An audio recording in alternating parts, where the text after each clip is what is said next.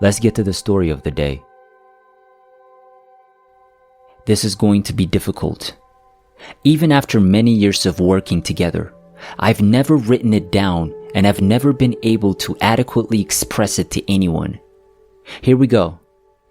When I was 16, I was betrothed to a guy who was into sadomasochism. To put it lightly, my parents were the worst types of drinkers and were extremely abusive. They felt being with this mad guy was cool or a badge of pride. He even ordered that I shot him once. He was going to do stuff to me. He would get angry if I smoked or wore cosmetics, so I begged for a cigarette this night while doing dishes while my parents were gone. He gave me one with that deadly glint in his eye that I'd grown to associate with peril. When he pulls the dish towel from my hands and begins snapping me with it, I light it and take one smoke. He wrapped it twice around my throat after several hard slaps, and I believe he had his hands together behind my neck. You should know that only 2 years prior, I had broken my neck in a driving accident and had to wear a neck brace for a year, so this was a major setback. I couldn't shout or talk, so I struggled in vain.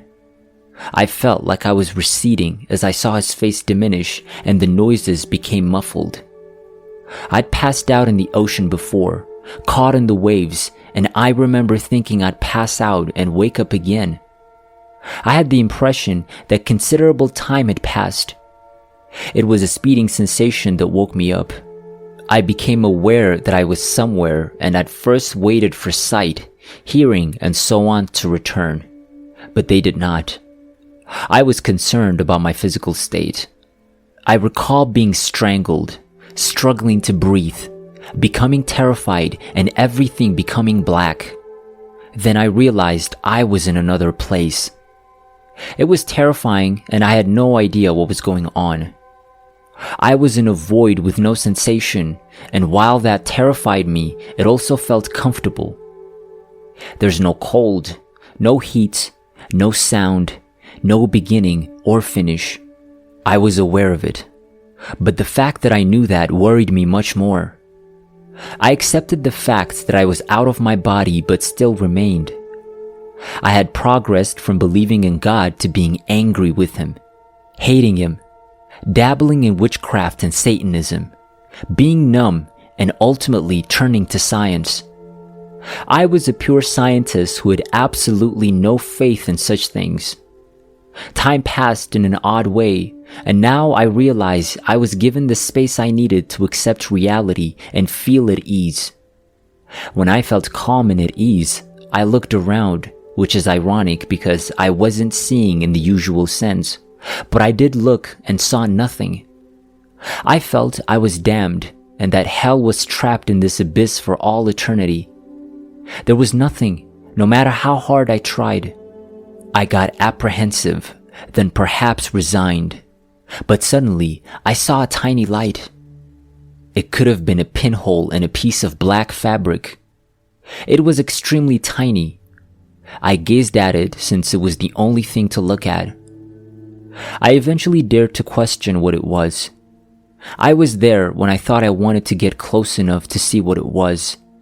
It took my breath away. I peered through and saw a movie playing across with the void above, below, and behind it, and it appeared from nothing and faded into nowhere.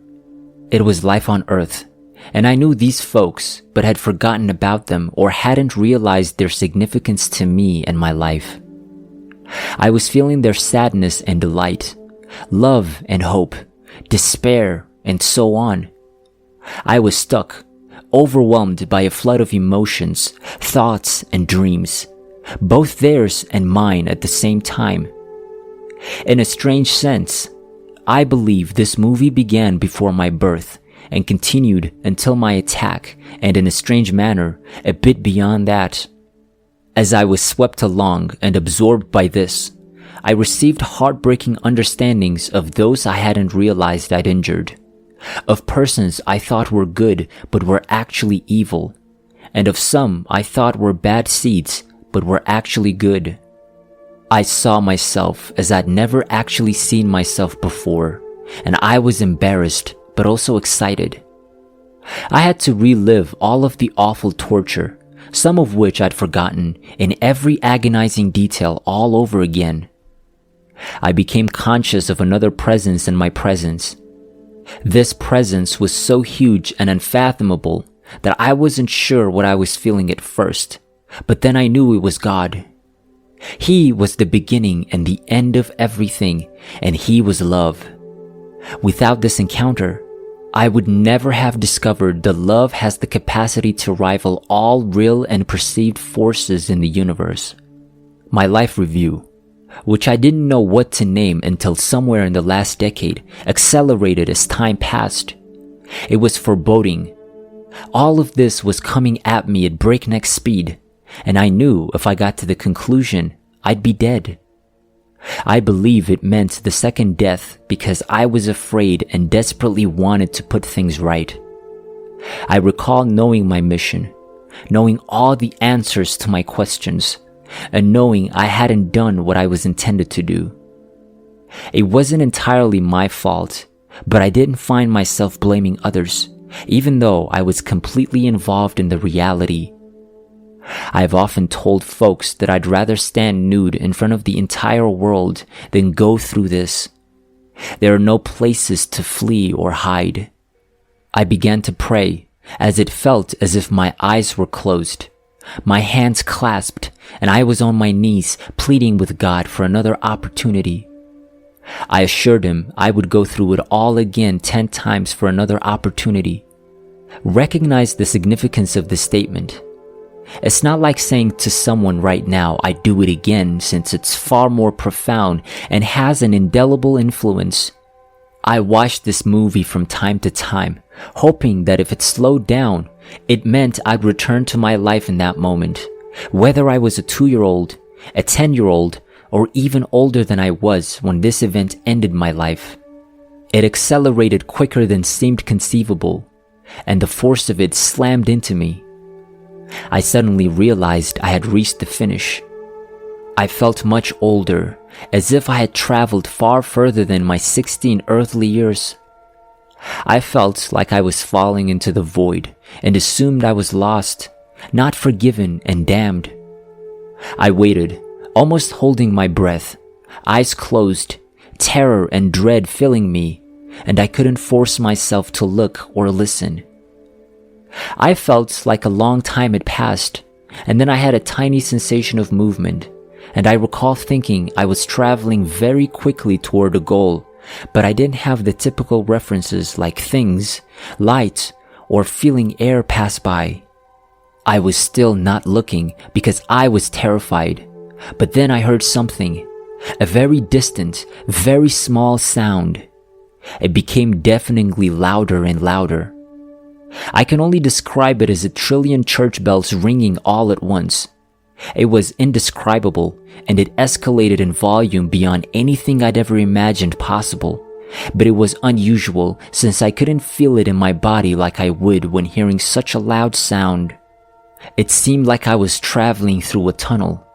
And then there was another sound beyond all of that. I strained my ears to hear it. It was a guy. He was muttering something. "You're faking it. You bitch, you're faking," he exclaimed. I stared as I heard him loudly as if he were there in front of me. He was supporting my weight. I noticed the towel dangling from his hand and believe I'm being forcibly pulled around and slapped in the face. I realized he was supporting my weight when I quickly got up but couldn't move back since the countertop was shoved into my backside. He seemed as terrified as I'd ever seen him, and for a moment, we just looked deeply into each other's eyes, searching, I believe, and he walked back a few steps in complete stillness. I stood there thinking I should be angry or call the cops, but I wasn't, so I didn't. "Give me a smoke," was all I could say, to which he replied, after a brief pause, "You've already got one." I looked at my hands, puzzled, and motioned with my empty palms. "I don't have a cigarette with me." He pointed to the ground. When I looked down, I noticed that an entire cigarette had burned up in the linoleum, creating a long burn. It wasn't burning anymore, and at first, I wondered why he would tell me to pick up the filter when there was no cigarette left. But then it hit me. That's the cigarette I was smoking, the one I'd just lit up before he came in. I'm not sure how long I stood there staring at the butt, but I looked up after a while and asked for another. He was still standing there, and after a moment's hesitation, he handed me one. I remember I stood there smoking it and staring at him for a long time, but the events of the previous minutes didn't seem to matter anymore. I understood awareness and knowledge, and I was a different person as a result.